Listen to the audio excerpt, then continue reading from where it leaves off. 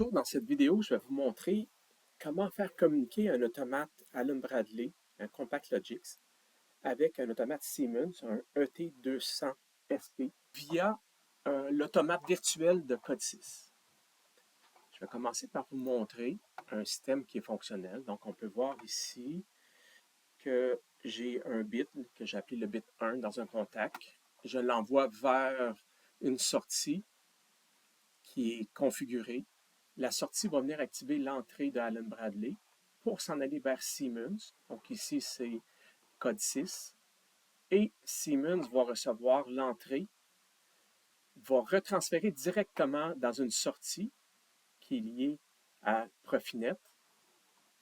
La sortie va rentrer dans une variable entrée sur code 6, va l'envoyer vers la sortie qui va se diriger vers Allen-Bradley dans une entrée. Donc, entrée provenant de Siemens, qui va venir confirmer que ma communication a bien fonctionné. Donc, si on essaie, je m'en viens sur mon bit, je clique sur le côté droit de la souris, je vais faire toggle. Donc, on voit que je viens activer ma sortie. Ma sortie a activé l'entrée Allen-Bradley de code 6, a activé une sortie qui s'en va vers Siemens, qui se dirige vers l'entrée 18.0 et qui vient actionner la sortie 18.0 qui, elle, via Profinet, vient activer l'entrée Siemens qui dirige vers la sortie Allen-Bradley. Et la sortie Allen-Bradley arrive dans le Compact Logix via code 6 pour activer mon bit que j'ai appelé confirmation de communication. Donc, c'est un moyen pour permettre la communication entre Allen-Bradley qui fonctionne avec Ethernet IP pour communiquer avec un automate Siemens qui fonctionne en Profinet. Donc, j'ai pu configurer code 6 avec les deux ports de communication, Ethernet IP et code 6. Donc, je vais vous montrer comment faire ces configurations. La première étape, c'est d'aller dans les paramètres réseau et Internet de votre ordinateur. Si vous cliquez sur Ethernet et que je ferme le premier réseau ici, donc les détails du premier réseau, on peut voir tout ce qui est branché. Donc, ce qui est important, c'est d'avoir deux ports Ethernet. Donc, un port qui va être pour l'automate Siemens et l'autre port qui va être pour l'automate Allen-Bradley. Si j'ouvre le premier, on peut voir dans la description que c'est le port Ethernet de mon ordinateur portable qui est le port permanent. Vous voyez que j'ai donné l'adresse 172.23.84.101. On va voir plus loin que l'adresse de mon automate va être 214. Donc, je vais avoir les trois mêmes premiers chiffres, mais l'automate va avoir une adresse différente qui va être 214. J'enlève le détail de mon premier port, j'ouvre mon deuxième port. Le deuxième port, je l'ai dédié à Siemens. Donc, c'est un port qui est mobile. J'ai branché un adaptateur Ethernet sur un port USB de mon ordinateur. Puis, je lui ai donné une adresse fixe également. Donc, je l'ai modifié. J'ai activé IPv4.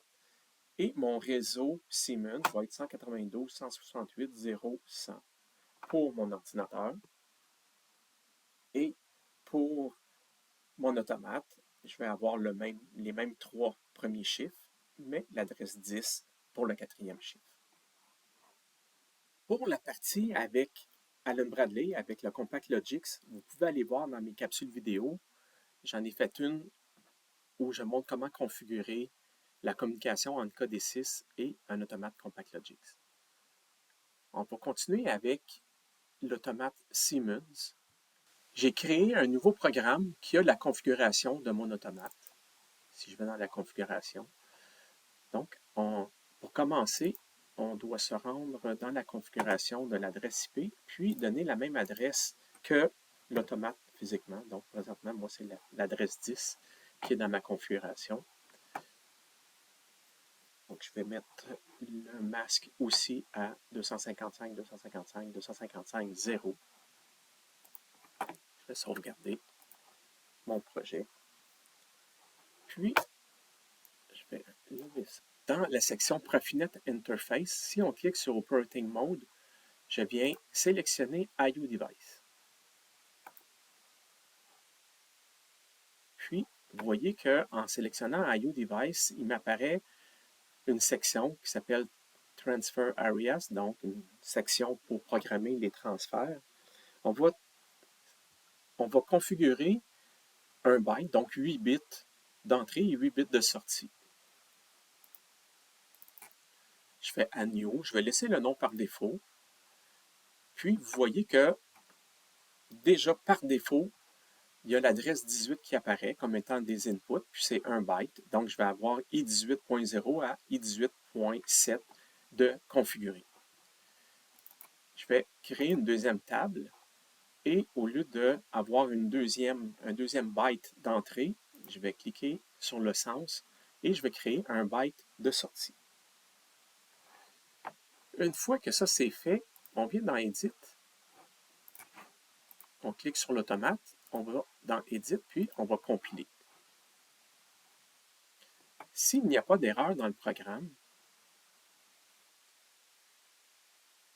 on revient dans les propriétés et après la section des tables de transfert, il va y avoir ici la touche Export pour générer un fichier GSD qui va nous servir avec Codesys pour créer la communication avec l'automate Siemens.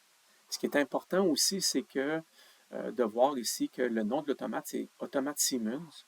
Donc, quand je fais un export, il y a une fenêtre qui m'apparaît qui s'appelle Automate Siemens. Donc, il ne faut pas changer le nom parce que Codesys va utiliser ce nom-là pour se communiquer avec l'automate. Je vais aller le sauvegarder directement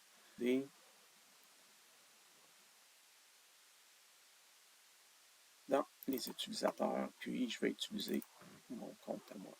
Je vais sélectionner le dossier, Export, puis ensuite,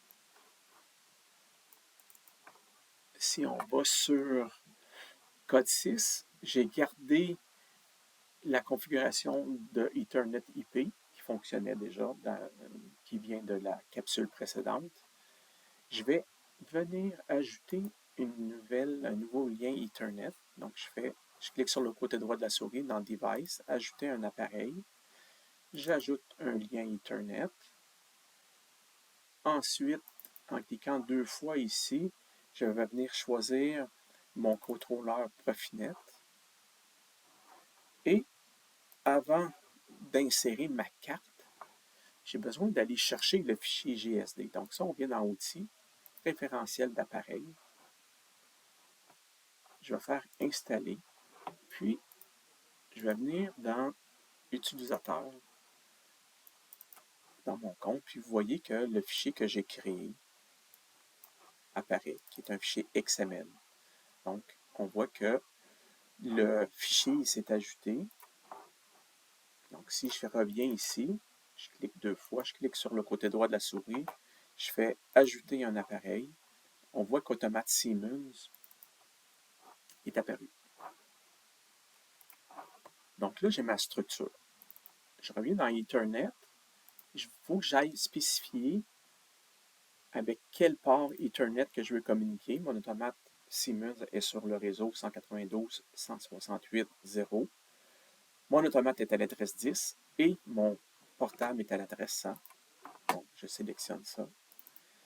Dans mon contrôleur ici, je dois dire quelle adresse que je veux aller lire. Donc, je veux seulement lire une adresse. Donc, je mets ma première et ma dernière à la même adresse. Puis, dans Automate Siemens, je vais venir lui dire que je veux communiquer avec l'adresse 10. Dans le mappage, les 2 octets, les 2 bytes qui nous intéressent, c'est premièrement le byte d'entrée. Et dans GBL, ici, j'ai créé 2 variables. Une que j'ai appelée entrée Siemens, l'autre que j'ai appelée sortie Siemens. Donc, on va s'en servir pour aller transférer mon entrée dans l'entrée Siemens. Donc, je viens ici, je clique sur les 3 petits points, entrée Siemens, et ici, les 3 petits points, sortie Siemens. Donc, j'ai pas mal tout terminé ma configuration. Je sauvegarde, puis on va transférer ça dans l'automate virtuel.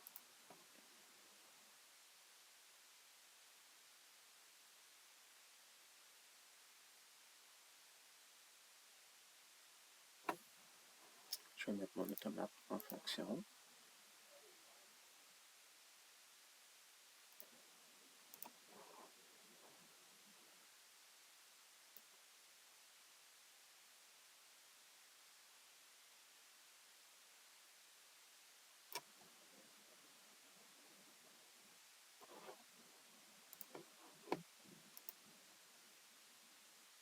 Donc, on voit maintenant que la configuration fonctionne, mais dû au fait que j'ai transféré le programme de code 6, ça a coupé le lien, mais on voit que le fait que c'est des triangles orange, que, il faut que je redémarre mon système. Donc, tout ce que je vais faire, c'est couper l'alimentation. Ça va venir enlever la communication complètement. Puis, je vais redémarrer mon automate Allen Bradley, mon Compact Logix, et on va être prêt à faire la programmation pour lier les deux. Donc, après un certain temps, tout devient vert. On vient ici dans le programme. On voit que présentement, j'ai déjà fait un petit programme. Ici, je vais aller dans Allen Bradley.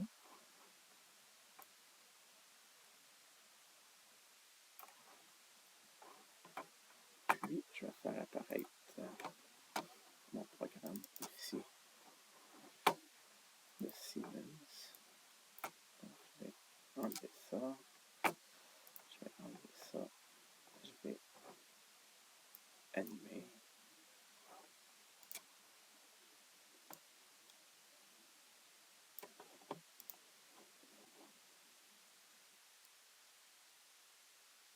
Donc, on voit que si j'enlève tout, donc on voit que tout revient à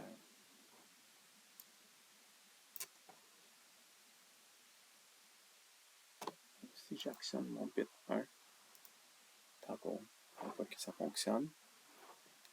Et si j'enlève mon bit 1, c'est reçu aussi dans mon automate Allen Bradley.